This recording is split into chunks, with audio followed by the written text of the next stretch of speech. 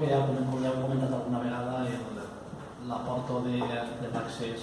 a la casa de la cultura en què fer la rampa per a que les persones amb discapacitat puguin utilitzar l'ascensor sense tindre que pujar en una escala segueix tant cada vegada en l'àrea de biblioteca. I ara m'ha tornat a arribar perquè m'ha agafat l'assumpte que la gent està tenint a comprar els tíquets per a festes i que els estats de l'altre porta si se pugui deixar solucionar. Un altre parell que també he fet en altres ocasions és que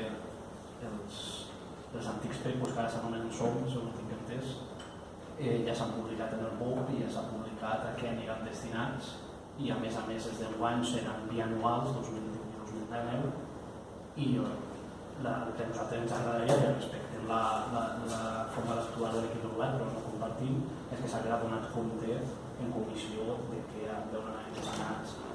aquests diners i no els diners.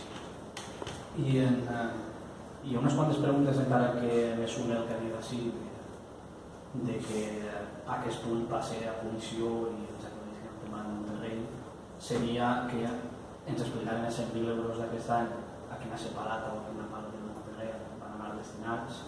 i que tinguem en compte els terminis per a que no se nos vagi el temps per a l'adjudicació